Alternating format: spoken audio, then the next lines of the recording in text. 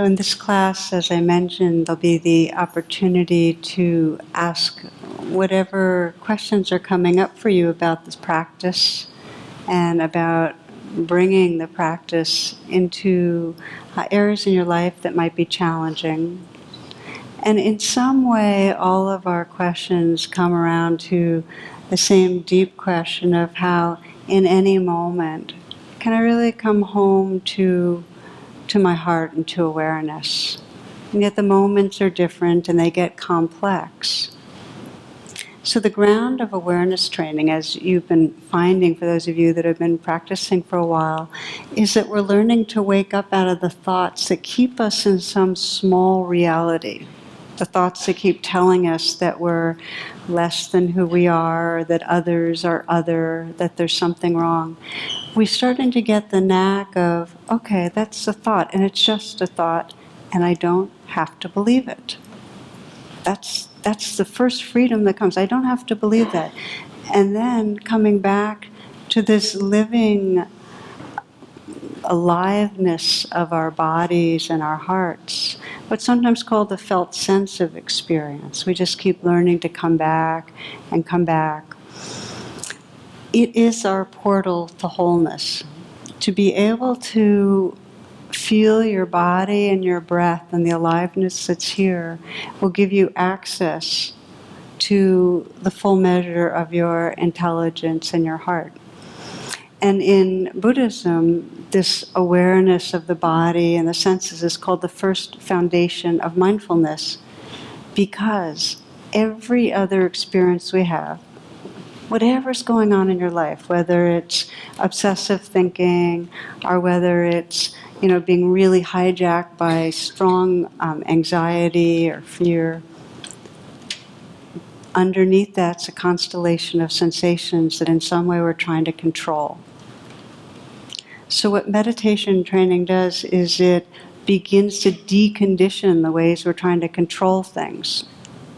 We're always in some way rigged to get away from unpleasant sensations and to create more pleasant sensations. And if that's going on, our lives are always in some way being hijacked. We're not going to be able to come to any real healing or awakening. There's a story I love about a hermit that was a real recluse, lived way out in the wilderness, and people would go to visit him and get his wisdom, but in order to do so, they had to really trek through challenging terrain. They'd get there and they'd sit together with him, and then he'd invite their questions, but he'd say, "You have to promise not to tell anyone." And then they'd make the promise, and he'd share one piece of wisdom that was life-changing. And he said, it was really a question, which is, what are you unwilling to pay attention to?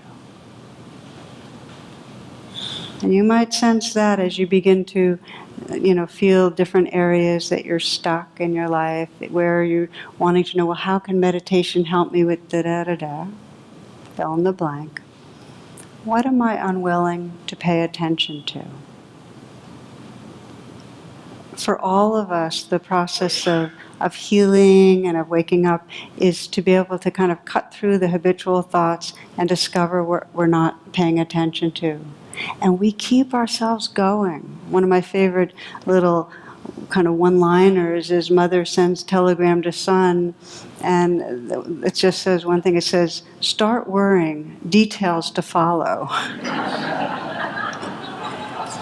and isn't that the way we are? It's like we get rigged. So I'd like to just read a little bit of what's called, the title of this is a felt sense prayer. That has to do with this willingness to feel what we've been running away from. This willingness to pay attention to that which we've in some way been avoiding. And we all have things that we are avoiding, and the way we avoid it actually ends up creating almost the structure of our personality. So we'll listen to this and take this in, and then we'll just open it to whatever questions happen to be here. You might close your eyes as you listen. Felt sense prayer.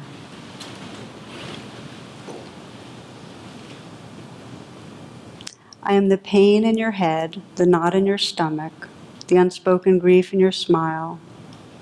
I'm your high blood pressure, your fear of challenge, your lack of trust. I'm your hot flashes, your cold hands and feet, your agitation and fatigue. You tend to disown me, suppress me, ignore me. You usually want me to go away immediately, disappear.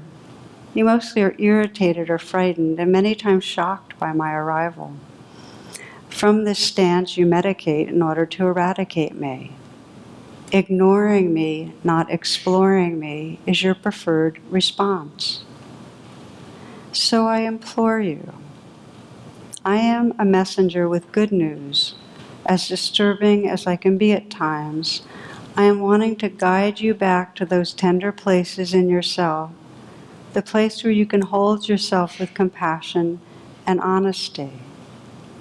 If you look beyond my appearance, you may find that I am a voice from your soul, calling to you from places deep within that seek your conscious alignment. I may ask you to alter your diet, get more sleep, exercise regularly, breathe more consciously. I might encourage you to see a vaster reality and worry less about day-to-day fluctuations of life. I may ask you to explore the bonds and the wounds of your relationships. I may remind you to be more generous and expansive, or to attend to protecting your heart from insult. I might have you laugh more, spend more time in nature, eat when you are hungry and less when pained or bored. Spend time every day, if only for a few minutes, being still. Wherever I lead you, my hope is that you will realize that success will not be measured by my eradication, but by the shift in the internal landscape from which I emerge. I am your friend, not your enemy. I have no desire to bring pain and suffering into your life. I am simply tugging at your sleeve, too long immune to gentle nudges. My charge is to energize you to listen to me with sensitive ear and heart. You are a being so vast, so complex, with amazing capacities for self-regulation and healing. Let me be one of the harbingers that lead you to the mysterious core of your being, where insight and wisdom are naturally available when called upon with a sincere heart. Let me be one of the harbingers that lead you to the mysterious core of your being, where insight and wisdom are naturally available when called upon with a sincere heart.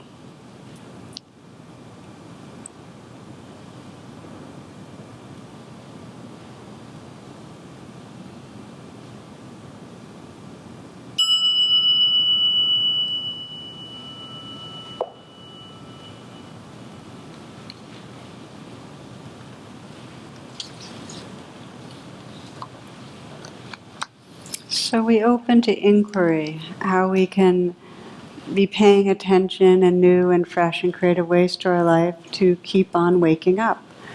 And I have a number of questions that were emailed to me, but I'd like to first just open it. Maybe we'll go back and forth a bit, but to see if anyone in the room is wanting to begin. And I'll give you a few guidelines for this. Janet has a mic, and I know there's a mic over there. Yeah, there we go with Glenn. When you have the mic, the biggest challenge is to remember to keep it right, the mic right under your mouth, so that everybody can hear. Really speak into it. Don't let the arm drift like that. And just to invite you, if you will, when you ask a question, to keep it, this is the ecology of time, to keep it somewhat compact, okay? All right, so anybody willing to begin? And there's someone right behind you, Janet. Turning around. Oh, you already have?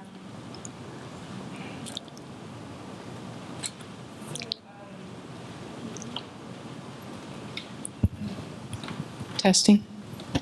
Thank you.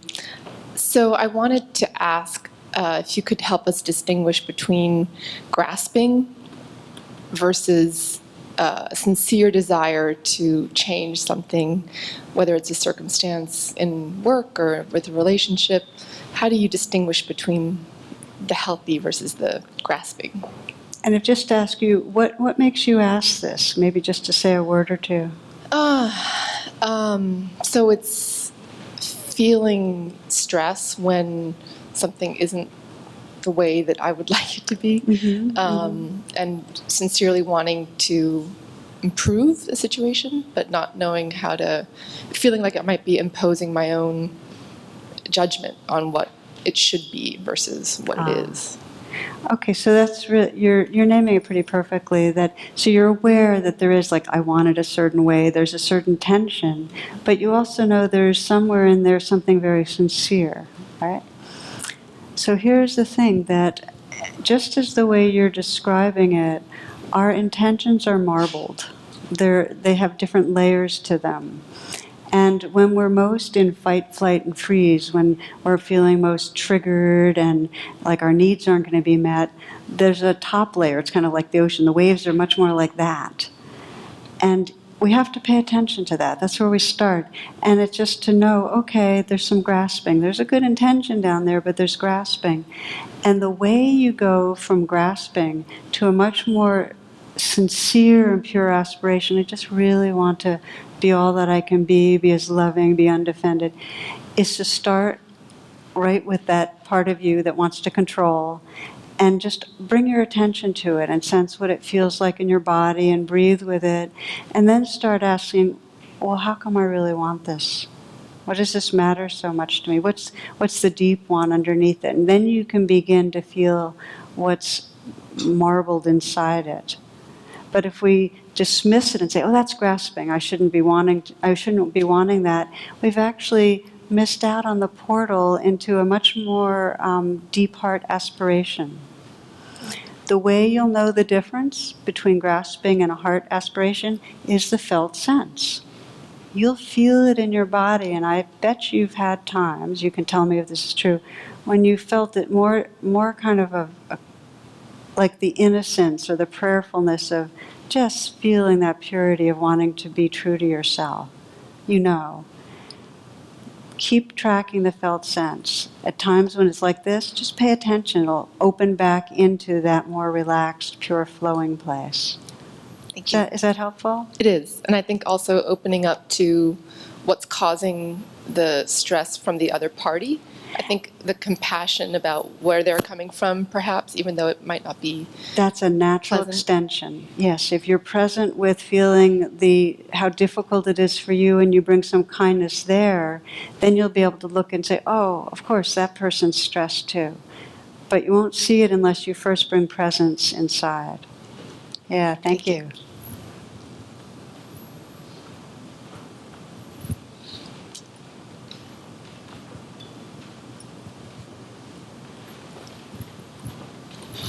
Thank you.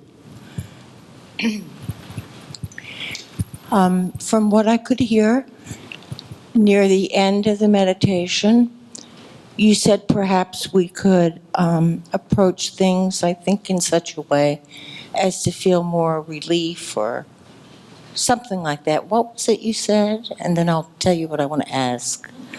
So we're talking about the guided meditation earlier. I'm sorry? Are you talking about the guided meditation Near earlier? the end of the meditation. Okay. You said for this last part. I said for the last part, you might relax a little bit more and see if it's possible to relax with whatever is arising. So let's say what's arising is a sense of feeling sad about something. Then you just hold that with a kind of relaxed presence. Right. Yeah. Good, because that's what I thought you said. I'm glad we're together on what I said. Yeah. So, what came was, I long to be here. I long to be in the meditative state I'm in right now. And 25 years ago, I was in a meditation group for 10 years and left and looked for a group, but didn't find one until recently. And maybe for about a year now, I've been feeling a very strong calling to live more deeply, more honestly, more openly. Mm-hmm. But I feel I'm not making progress. Mm-hmm. So what would you suggest? Let me just ask you a question because I want to understand. What's the sign of not making progress? Where do you feel you're stuck or repeating something? I do go to a group that meets once a week and we'll meet twice, but on my own, I often, when I am moving toward meditating, will feel an inner resistance. Mm-hmm. Mm-hmm. You know, I don't want to do it. So in a way, the lack of progress has to do with how you're relating to meditation. There's some resistance. Part of it, yes, Yeah. part of it. But this is a problem I faced even when I was in the group. Yeah. And even after my meditation was well developed. But I noticed that I have a certain level of anxiety that's causing me to live more superficially, Okay. be more concerned with details rather than Yeah. other things. I could give you a whole list. No, but this is good. This is Yeah. helping me tune in a little. So let me say back what I'm hearing, but keep the mic there in case, what I'm hearing is that you have this longing to really live in a more meditative state, but what you feel is between you and that is that there's this anxiety that really kind of creates a resistance, like you don't really want to sit down and be quiet, and it keeps you in a more superficial place. And so first to name that I can feel the purity of your longing. I mean, it comes across, and that's an important thing, because ultimately, if the longing is there, the aspiration's there, it'll carry you home. You can trust that. So that's just something to know. It doesn't mean there's not layers of resistance. It just, longing will carry you home.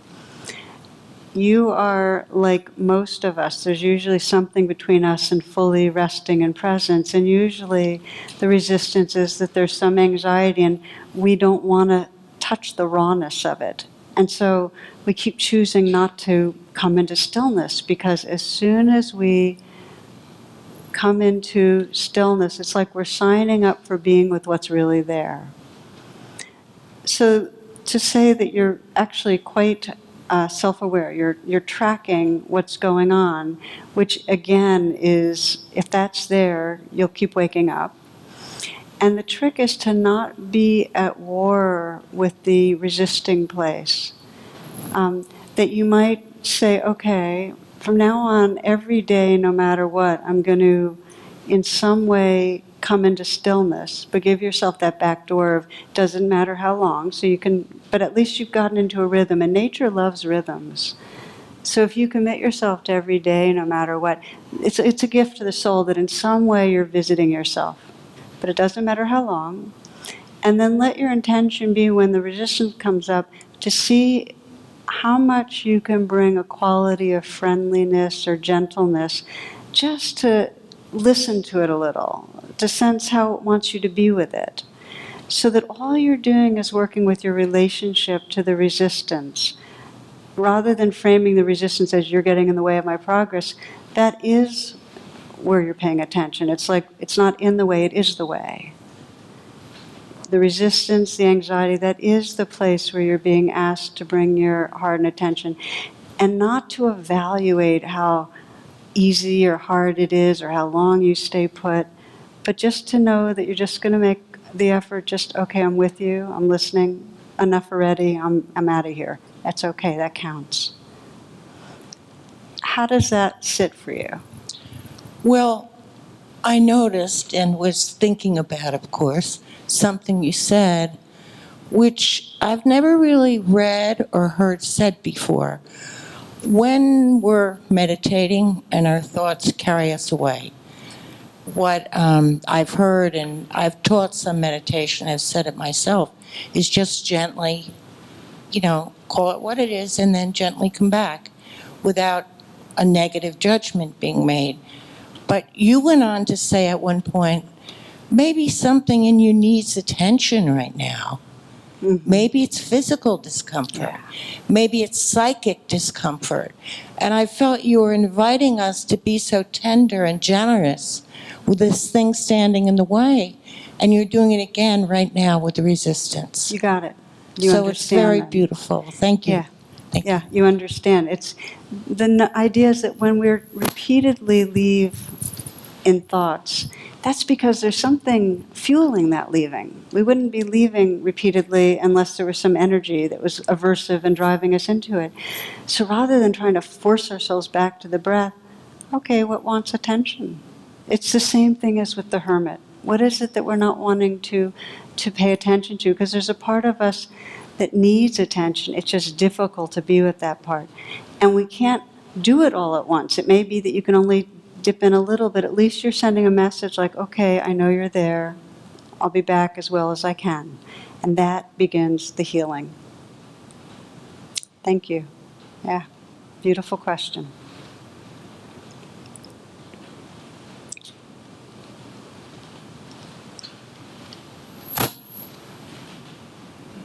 Oh, I thought there was someone up here that had their hand up.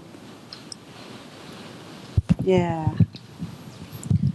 So I wanted to piggyback off of the first question when we're grasping and then we settle into being relaxed with that to become aware. And how do you make the distinction between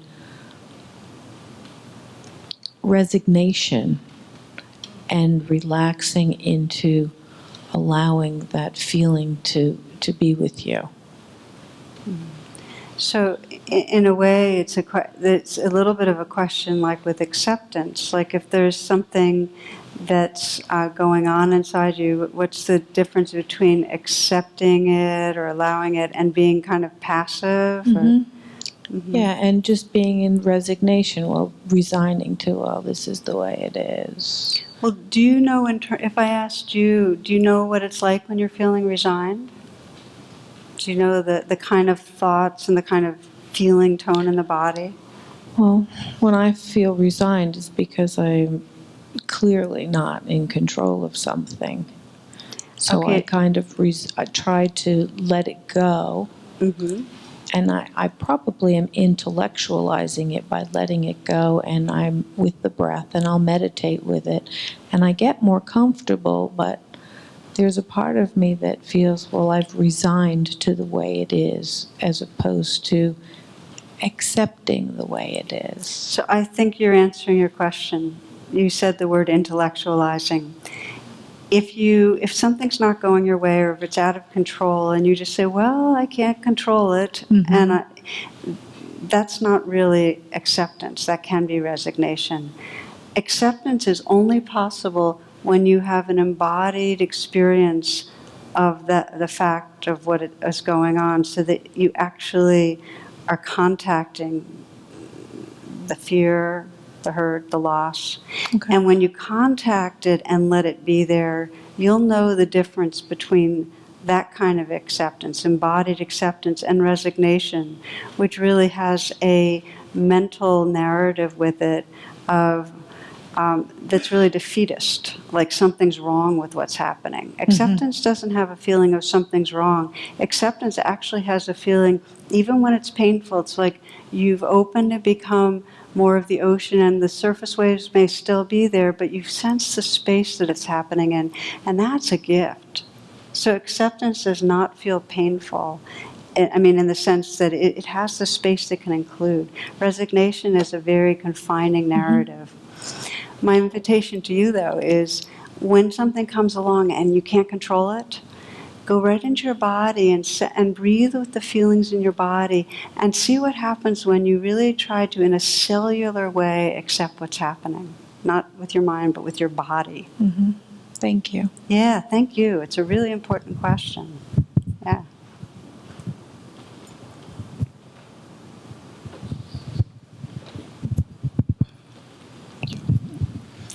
Hello. Hey, hi there.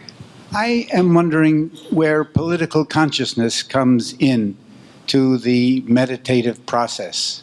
When we're thinking about things that are bothering us, there's usually a political context for that. Clearly, the massacres in the Middle East, for example, in Gaza right now would be a concrete example. How does this body awareness give us insights that are useful in being effective political actors? I love the question. And I'm going to just frame it in a way as, how does this practice of coming into our body and waking up our hearts make a difference in terms of transforming the world? How does it lead to responsiveness? Right. And I just got an email from a very good friend in Holland. A lot of people from Holland were on the plane that went down in Ukraine. There's been a lot of loss, a lot of personal loss, and she was saying how incredibly grateful she was to the practice of being able to actually let herself feel it. In other words, one thing this practice does is that we don't intellectualize loss. We don't say, oh, those poor people in Gaza. It's almost like you really let in the realness of what it's like, whether it's your friends that went down in a plane or other beings in Gaza. So the first step is, with practice, like this felt sensing, is that you're awake in your body and you can feel it, and there's no way to have compassion without feeling it in your body. When we feel things in our body, there's a natural caring, and the actual part of the brain where all the networking is for compassion is right by the motor cortex. And the description of compassion is not just a felt sense of, resonance with suffering. There's a movement to act.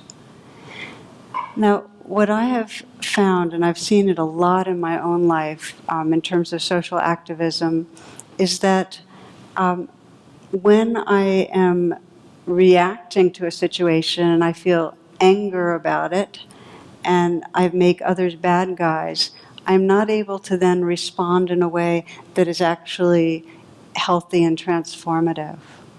And one of the stories I share sometimes, because it really was a teaching to me, it goes way back, but it's always the same drama of violence. And it goes back to when we were about to attack Iraq, beginning of 2000s.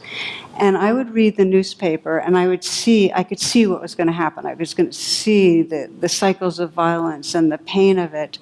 And I would read the paper, and everything in me would be outraged. And I felt so much anger, and I had certain enemies in my mind that were in the administration that were pushing forward the militancy and so on. And so I began this practice when I was my newspaper practice, where I'd read something and I'd feel the rage in me, and then I'd allow it to be there. I'd feel it in my body. And as soon as I really made space for it in my body, it would unfold, and underneath the anger was fear for what the horrors that I could see were coming and were already existing. And I'd open to that fear, and if I really let it be there, and what I mean let it be there is feel it in my body, recognize it, agree to letting it be there, that would unfold, and under the fear would be a sense of grieving. I would just feel that the rawness of loss. And if I let that be there fully, it would turn into caring, that I just care about this world.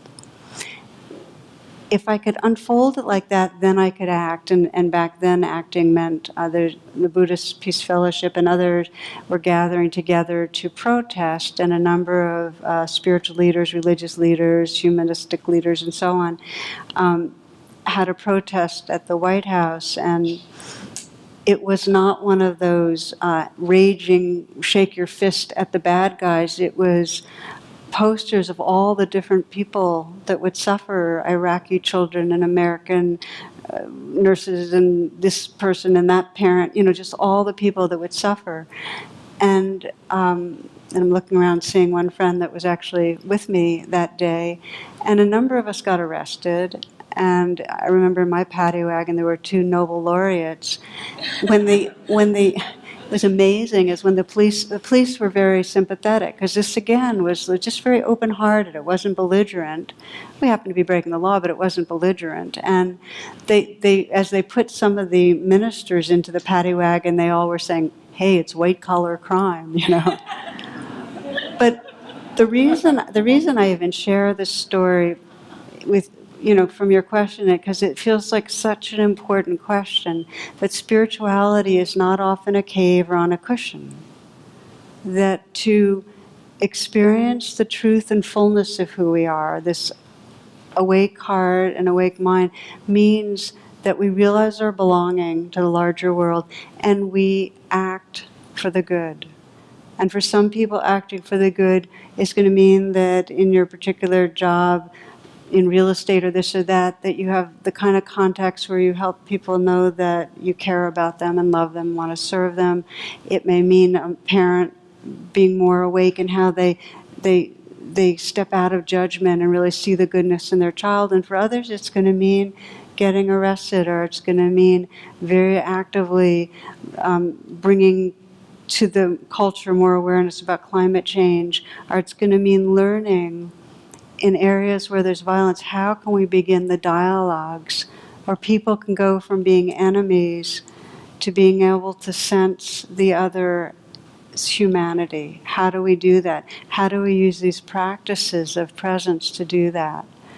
So, as I said, I'm really grateful for the question, because waking up presence means waking it up in all our relationships and with the earth. So thank you very much.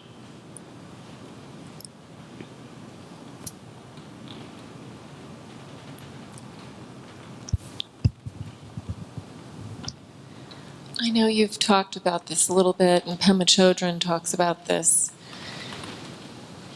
How do you... I try to be open, my practice, I try to be more and more open to more and more people, and people I know who are difficult. But there are some people who I find so toxic that are in or were in my life. I cut them out of my life. And I feel kind of odd saying this, but I don't miss them. Mm-hmm. And I should miss them, but I don't. And I feel not guilty, but I'm kind of curious about that. And they're very, one would say they're very important people, but I don't miss them. And I feel odd about it. But I also feel like there's a line at which point, if someone keeps hurting you over and over and over again, how can that be healthy? Mm-hmm. No matter how many times you try to sit with them and say, look, this is not working out. Or you can't. But then you were just talking about, the whole war thing. So I relate with that and the whole issue of trying to work in your practice with people who, if you can't work it out at home, or with your family or with your close friends, how are you going to work it out, with the Gaza Strip?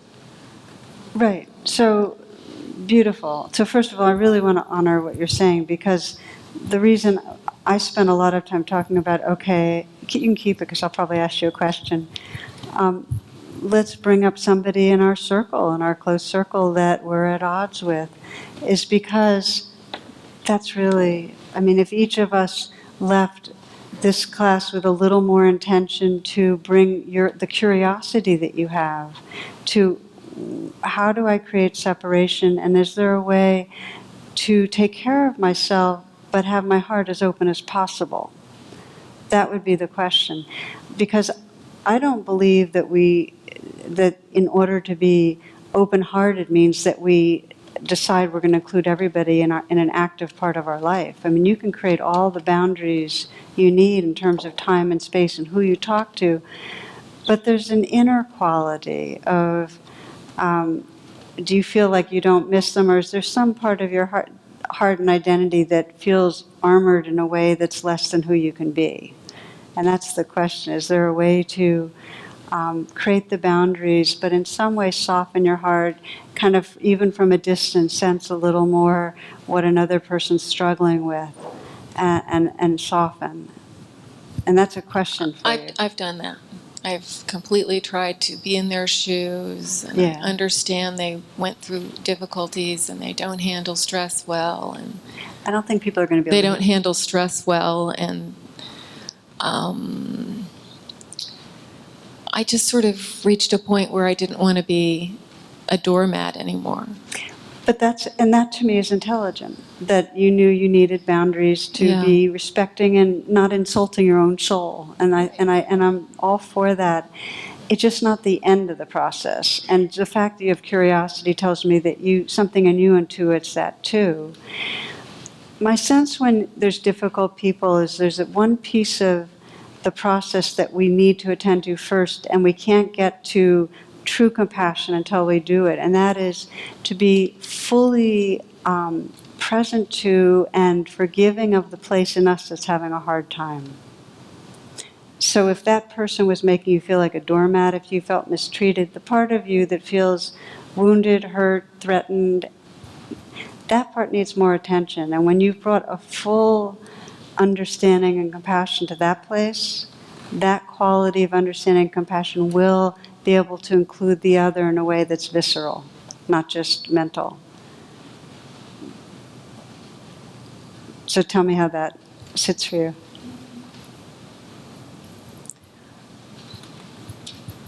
I don't know.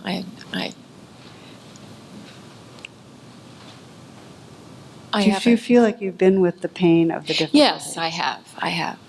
And you I've feel been- like you've yeah. offered yourself the kind of compassion that you feel like you've taken care of yourself in a Yes, inwardly kind yes. way. And I think a part of taking care of myself has been making that decision that this person can't be in my life anymore, because they don't get it. They're not nice to themselves, or and I'm not the only one, but I just decided that wasn't. So let me ask: is there anything wrong or missing with how it is then?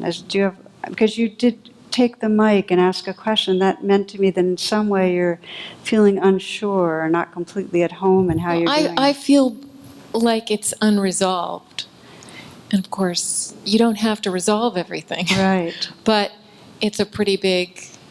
It's big because it's a real important. It's a real person. It's a family member, and it's a big deal. And other people say, well, geez, that's not work. It's too bad it's not working out. It's too bad. It says year after year after year after year, it doesn't work out. And how does And the feeling of unresolved feel in your...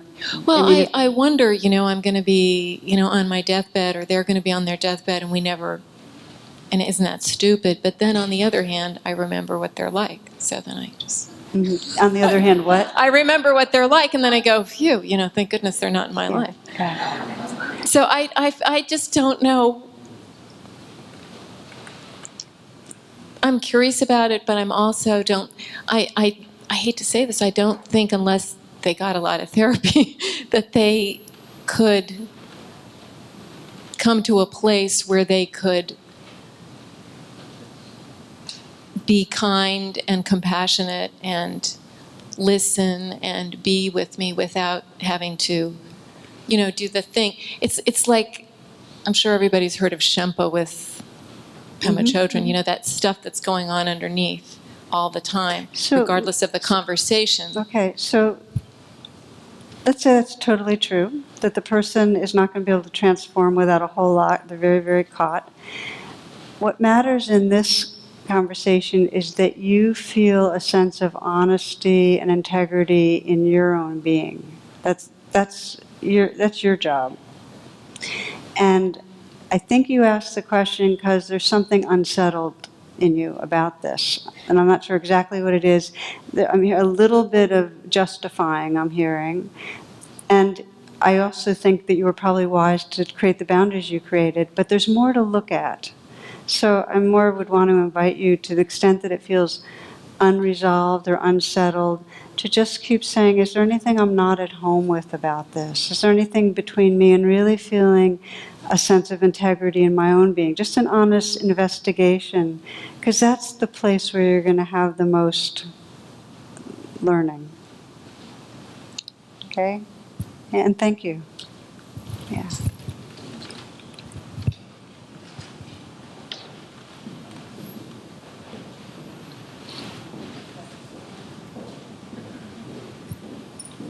Okay, there's a few people up.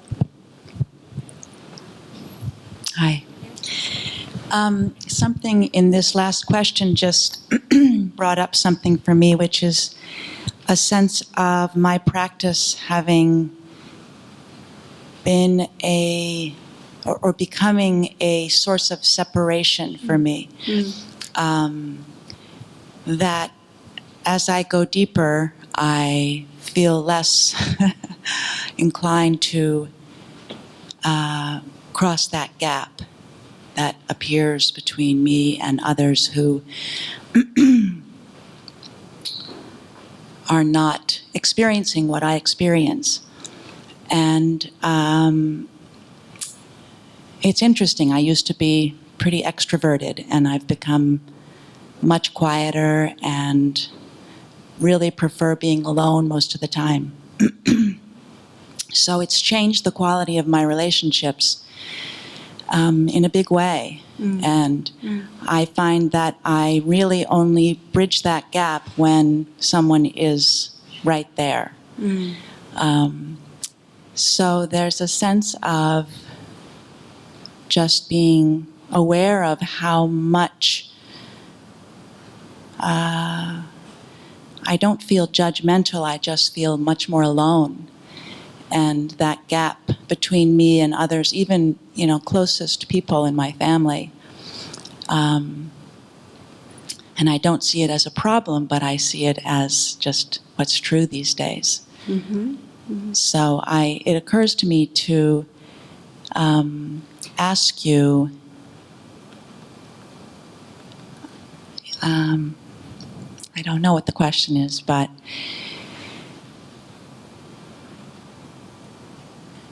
I see potential problems. Does that make sense? Seeing potential problems is feeling a problem. I mean, if your mind is going there, then it's creating a sense of problem. I'm not hearing a lot of energy around that, but I'm hearing a kind of a curiosity, like, could this go in a direction that might not be as wholesome? Or is that kind of what you're wondering about? Not necessarily wholesome, but like, is it enough? I mean, I just really kind of want to be on my cushion. I just sit there, returning to, my marriage, and just really finding what it is that I yearn for is really mostly inside. I just, I don't know if anybody else experiences that, but it's such an interesting thing to really get honest about. And, my children, they're right there. And many people, some people, but it has created a separation. I guess that's really what I notice. So maybe just a few comments, and I'm really appreciating what you're saying, and I really honor it as a very real season in spiritual unfolding. Like anything, there really are seasons. And some seasons, everything in us, because we've been out a lot, everything in us is yearning to really be more interior, just to discover what we've been leaving for so long. And it can be for a while that it really feels like we need to, whether it's going out to the desert or into the mountains, or for you kind of pulling away from some of the social interface, and that's a really natural season. And it's not the end of the story. You'll find your balance. And the trick is to keep checking with yourself as to what your deepest intention is. And I'll speak to all of us, is that meditation, like anything, we can use it from our deepest awareness can use meditation as a vehicle to recognize itself and its luminosity and recognize love and come into the fullness of being. And our ego almost always has some hand in using meditation to either avoid something that we don't want or go towards something. So just to stay really, really fresh and honest with, okay, is this a pulling away, or is this an occupying a space that's really a natural, nourishing kind of counterpoint? I think if you keep honest with yourself, the seasons will really unfold themselves in a way that keeps on deepening the path. Because it's not like, oh, this is it. It's not going to always be like this. Good. Thank you so much. Yeah, thank you. Yeah.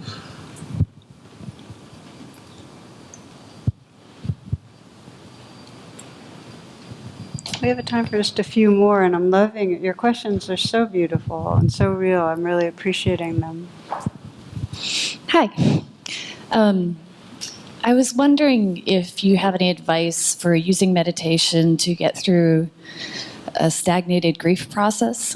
A what? A stagnated grief process. Stagnated grief. Ah. So maybe just say a few more words of what makes you bring that up. What makes you ask that? Well, my husband died a few years ago, and I just feel there's still a lot that I haven't processed.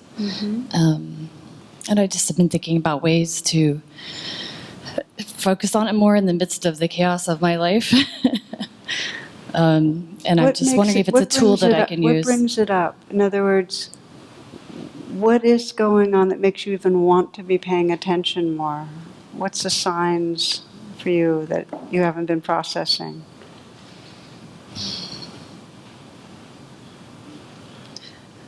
You know, it's a process.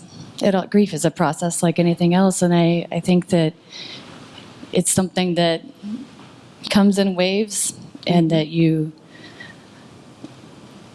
it comes along and then it goes away, and it comes along and it goes away. It's something that is always sort of coming and going in my life, but I feel like it's something that I haven't cried enough. I've been busy being a single mom and So you're a single mom, did you say? yeah, and trying to, So you've been busy. I mean, your Yeah. time's been demanded. Yeah. Have you had much free time to really just get quiet with yourself? Or, I mean, how old are you? How many children? How old? I have a 7-year-old, An 11-year-old? 7. 7. So you've been on. Yeah. Yeah. Wow. Okay. So part of this is that you need to find some way to carve some space where you can pause. We have these ideas about grieving and, how it should be and how much and so on. And there's no formula, and it takes as long as it takes, and it expresses how it expresses. But it does need space to, where we're actually getting just to pay attention to whatever wants to move through us. And I'm wondering if you have a sense of how you might claim some space for yourself. Yeah, I think, it makes me think a little bit about what you were saying earlier about the things that you don't want to look at and the things that you want to go away. I mean, it's a big pain, and so it's hard to face it sometimes. And I think that, the moments that I have free tend to maybe be more escapist than they should, that maybe that's when I should be doing things like meditating and focusing on it rather than looking at Facebook and, things like that. I don't know. Here's something to consider.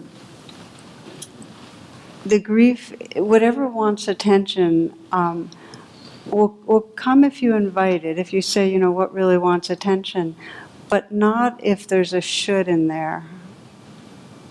The should actually makes it kind of go under more. So I would say to be really forgiving of the fact that in your small spaces of free time, you haven't wanted to open to the ocean of grief because it's an awful lot. And that when you have some bigger spaces, that part of you that wants to express itself will do it. And but it's not going to be because you've in some way been in any way judgmental or punitive to how you've done the process. I mean, you're a single mom, you haven't had much time. And yeah, of course you distracted yourself during the small period. So forgive that. Really, I mean, really be kind. And in some way you can even send a message to the grieving place saying, you know, I know you're there, I want to create space, and how it, you know, that's my intention. And then see how it happens. So you're coming more from that invitation than a should. Does that resonate for you? Yeah, I think that helps. Yeah. Well, thank you for bringing that in. It's an important one. Yeah. Okay, I think it's just a few moments before 9, so I think I'm going to let it sit at that. I'd like to take some moments just to close with a brief guided meditation.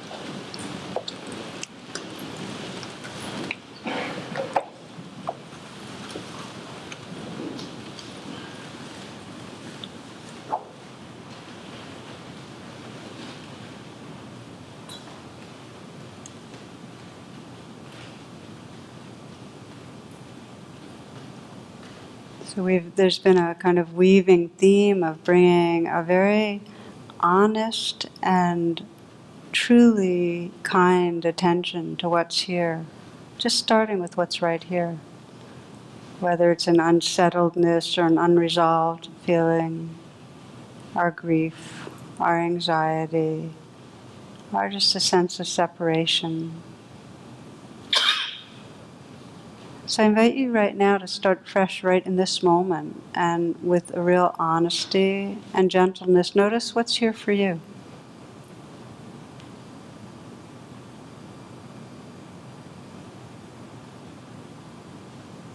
You might find that your body and heart are in some emotional pain about what's going on in the world, in Gaza, Ukraine, and other places, Syria, all over.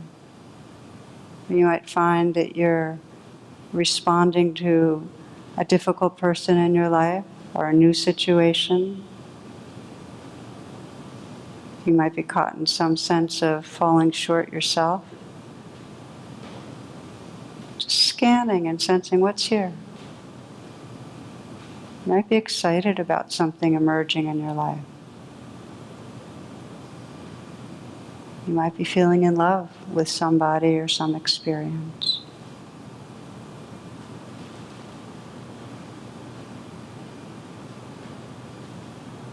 Bring that honesty and care right to how your body feels right now. What's the felt sense right now?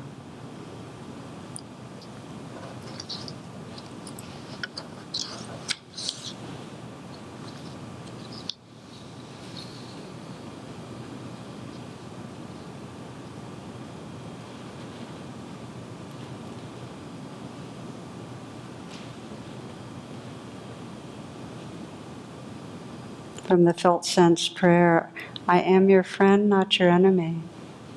I'm simply tugging at your sleeve, too long immune to gentle nudges. My charge is to energize you to listen to me with the sensitive ear and heart of a mother attending to her precious baby.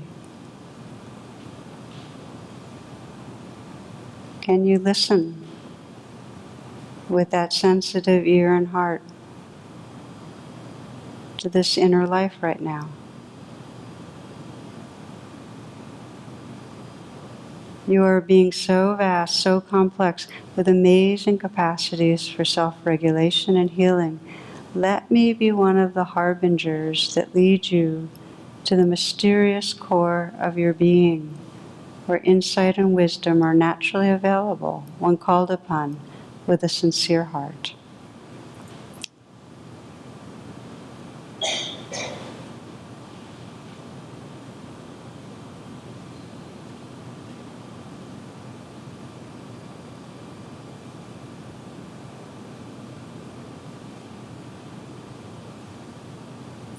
Namaste, and thank you for your attention and your questions and your presence.